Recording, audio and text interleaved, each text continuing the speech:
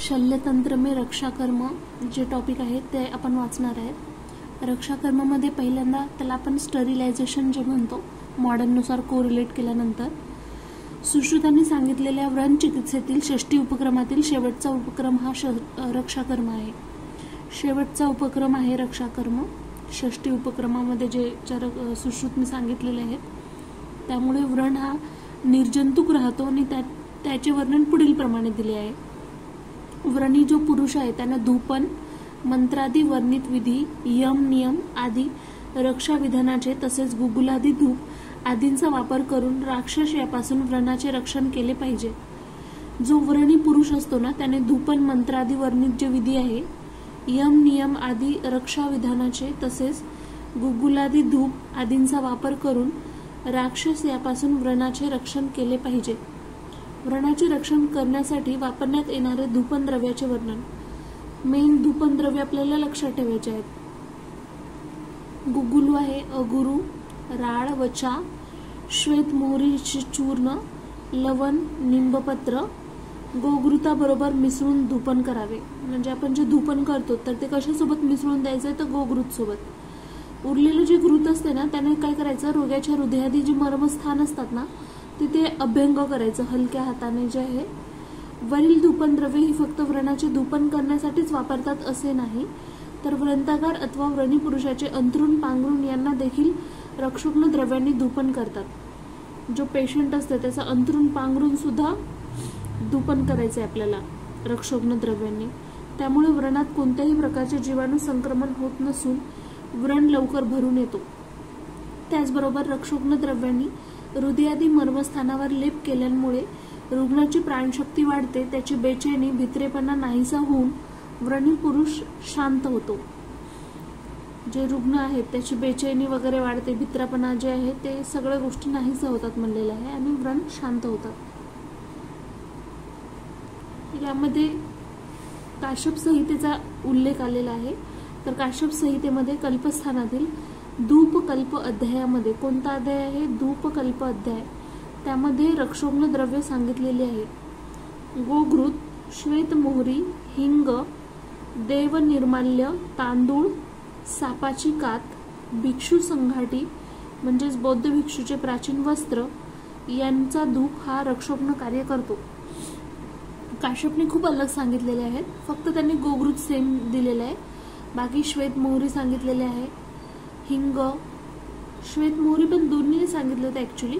हिंग आहे, देव निर्माल्य, तांदूळ, सापाची कात, भिक्षू संघाटी म्हणजे भिक्षूंचे जे प्राचीन झालेले वस्त्र असतात तर ते आपण रक्षोग्न कार्यासाठी यूज करतो। सुश्रुतनुसार कोणकोणते पाहिले होते आपण गुगुलू, अगुरू, राळ वचा, श्वेत मोहरी यांचे चूर्ण, लवण, निंबपत्र मेन लक्षात ठेवायचे। याच्यामध्ये गोघृत सोबत मिसळून मग आपण उरलेलं जे घृत आहे ते मर्मस्थानावर अभ्यंग करतो हलक्या हाताने। काश्यप संहितेत धूप संख्या 40 सांगितलेली आहे। किती सांगितलेले आहे धूप 40। धूप हे मुख्यतः भिषक सिद्धीवर पुत्रदा आणि रोगनाशक कार्य घडून आणते। पुत्रदा भिषक सिद्धीवर म्हणलेलं आहे, पुत्रदा आणि रोगनाशक कार्य घडून आणते। 3 प्रकारचे सांगितले धूप, एकतर धूप, अणुधूप आणि प्रतिधूप। किती प्रकारचे धूप असतात 3 प्रकारचे धूप, अणुधूप आणि प्रतिधूप। धूप योनी किंवा धूप आश्रय एकूण 2 सांगितलेले आहेत। धूप योनी किंवा धूप आश्रय किती आहेत 2। एक स्थावर धूप आहे जसं की दशांग धूप अपस्मार ग्रह बाधेत उपयुक्त म्हणलेलं आहे। जे दशांग धूप आहे ना ते अपस्मारच्या जे ग्रहबाधा आहे त्याच्यामध्ये उपयुक्त आणि जांगम धूप जे आहे तर ते आग्नेय धूप ज्याला आपण म्हणतो सर्व रोगनाशक। स्थावर धूप कशासाठी सांगितलेला आहे दशांग धूप अपस्मारचा जो ग्रहबाधा आहे त्याच्यामध्ये उपयुक्त सांगितलेला आहे।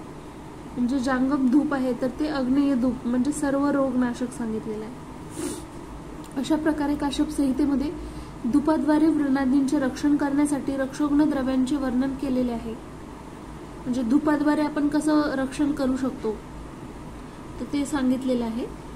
व्रणस्थानी माशांद्वारे जंतू संक्रमण झाल्यास व्रणशोथ वेदना ही लक्षणे वाढतात।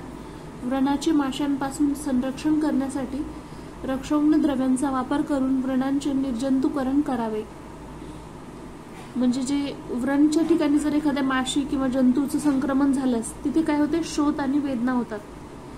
तर ते माशापासून आपल्याला जर संरक्षण करायचं असेल तर हे रक्षक द्रव्यांचा वापर करायचा आणि निर्जंतुकीकरण करायचं. मुखावर आवरण, हात रुमाल ठेवल्याशिवाय शिंकू नये, हसू नये अथवा जांभई देऊ नये. असे केल्यास नासामार्गात संक्रमण होऊन व्रणात दाह, वेदना, शोथ आदी लक्षणे वाढतात. त्यासाठी मुख नासा यांचा सरळ संपर्क व्रणभागी येऊ देऊ नये. अशा प्रकारे व्रणाचे संरक्षण करावे.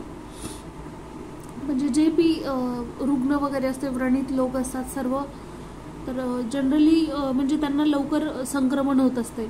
त्यामुळे कधी पण शिंकताना किंवा हसताना आवरण ठेवायचं एक, आणि त्याचा संपर्क येऊ द्यायचा नाही जे बी व्रण भाग असते त्याच्यासोबत. सरशप, निंबपत्र, घृत, लवणासोबत दिवसातून 2 वेळा 10 दिवस धूपन करावे. त्यामुळे राक्षसांचा ओज नाश होतो व त्याच व्रणामध्ये संक्रमण होत नाही, त्यांच्या व्रणांमध्ये संक्रमण होत नाही. जे सांगितलेले की सरशप आहे, निंबपत्र, घृत, लवणासोबत दिवसातून किती 2 वेळेस सांगितले, 10 दिवस धूपन करावे म्हणलेले. एका दिवसात 2 वेळेस आणि 10 दिवस धूपन करावे. त्यामुळे राक्षसांचा ओज नाश होतो व त्यांचे व्रणांमध्ये संक्रमण होत नाही. हे धूपन किती वेळेस करायचं सांगितलेलं आहे, 10 दिवसापर्यंत करायचं, पण 2 वेळेस करायचं दिवसातून. त्याच्यामुळे काय होते की ओज नाश होत नाही आणि संक्रमण मग होत नाही. सुश्रुतांनी व्रणी पुरुषाचे रक्षाविधान करताना गुगुलादी धूपानंतर मंत्रादी उच्चार यांचा वापर केला. म्हणजे धूपन तर करायचंच आहे, त्याच्यानंतर मंत्र सांगितलेले. त्यामुळे व्रणाच्या ठिकाणी कोणत्याही प्रकारचा बाधा होत नाही. यामध्ये व्रणभागी पाणी शिंपडून विशिष्ट मंत्रोच्चार करून व्रणाचे राक्षसांपासून संरक्षण होते. या मंत्रोच्चारामध्ये ब्रह्मदेव, विष्णू आदी देव तसेच पंचमहाभूत, जे पंचमहाभूत आहेत ते व्रणाचे राक्षसादींपासून संरक्षण करतात. व्रणी पुरुषात दोष, दुष्य आदी साम्यावस्थेत राहण्यासाठी देव, राजा, गंधर्व यांचा मंत्रोच्चाराने प्रार्थना केली जाते व व्रण पुरुष हा प्रसन्न राहतो. त्याला वेदनांचा विसर पडून व्रण लवकर भरून येतो.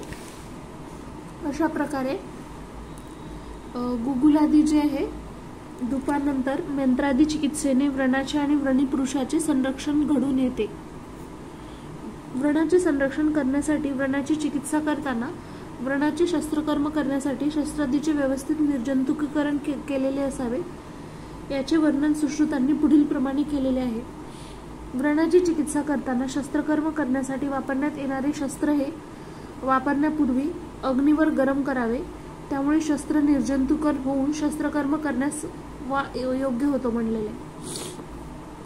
मेन काय काय बघितलं फ्रेंड्स, सगळ्यात अगोदर रक्षाकर्म बघितलं की आपण त्याच्यामध्ये धूपन द्रव्य किंवा मंत्रादी विधी, यम, नियम आदी रक्षाविधानाचे गुगुलादी धूप वगैरे वापर करून म्हणजे जे भी राक्षस आहेत त्याच्यापासून आपण रक्षण केले पाहिजे. आपण सुश्रुतनुसार जे द्रव्य बघितले होते त्यामध्ये गुगुलू, अगुरू, राळ, वचा, श्वेतमोहरी, चूर्ण, लवण, निंबपत्र आणि गोघृत बघितलं होतं. उरलेलं गोघृतनं भंग करायचं होतं. आणि आपण फक्त त्याचं हेच नाही तर अंतरून पांघरून सुद्धा धूपन केलं पाहिजे असं सांगितलेलं होतं रुग्णाचं. काश्यपनी काय सांगितले होते, धूपकल्प अध्यायामध्ये गोघृत, श्वेतमोहरी, हिंग, देव, निर्माल्य, तांदूळ, सापाची कात, भिक्षू संघाटी आहेत ना, ही आपण यूज करतो रक्षोग्न कार्य करण्यासाठी. त्यानंतर आपण बघितलं होतं की 40 प्रकारची सांगितली होती त्यांनी धूप संख्या जी आहे. मुख्यतः भिषक सिद्धीवर यूज करतात. पुत्रदा आणि रोगनाशक कार्य 3 प्रकारचे सांगितले होते, धूप, अणुधूप आणि प्रतिधूप. धूप योनी किंवा धूप आश्रय 2 सांगितले होते, स्थावर आणि जांगम. स्थावर जे होतं ते दशांग धूप, अपस्मार ग्रह बाधेमध्ये जे यूज करतो आपण, आणि जांगमवाले अग्नेय धूप सर्व रोगनाशक असतात. आपल्याला माहिती आहे जेव्हा जंतूचं संक्रमण होते तिथे व्रणशोथ आणि वेदना होते, त्याच्यासाठी निर्जंतुकीकरण करायला सांगितलेलं आहे. आणि हसताना वगैरे आपण आवरण ठेवून घ्यायचं कारण त्याच्यामुळे पण संक्रमण होऊ शकते व्रणभागी. आणि बाकी सांगितलं होतं की जे सरशप, निंबपत्र, घृत, लवणासोबत जे आहे दिवसातून म्हणजे एका दिवसात 2 वेळेस पण 10 दिवसापर्यंत चालूच ठेवायचं, त्याच्यामुळे ओज नष्ट होणार नाही आणि व्रणामध्ये संक्रमण होणार नाही. आणि हे पण वेगळं सांगितलं होतं की धूपानंतर की नाही मंत्र वगैरे यूज करायचं. त्या मंत्रोच्चारमध्ये ब्रह्मदेव, विष्णू जे देव आहेत त्यांचं आणि पंचमहाभूत आहेत हे जे आहेत आपल्या राक्षसापासून संरक्षण करतात असं सांगितलं होतं. आणि जे व्रणी पुरुष असते त्याच्यामध्ये जे दोष दुष्य सामवस्थेत राहण्यासाठी जे आहे देव राजा गंधर्व यांचा मंत्रोच्चारणाने प्रार्थना केली जाते व व्रत पुरुष जो आहे प्रसन्न राहतो, त्याला वेदनांचा विसर पडून लवकर घरून येतो म्हणलेलं आहे व्रण. नंतर सांगितलेलं आहे की आपण जनरली जे आहे कोणतंही शस्त्र यूज करण्याच्या अगोदर त्याला अग्नीवर गरम करायला सांगितलेलं आहे.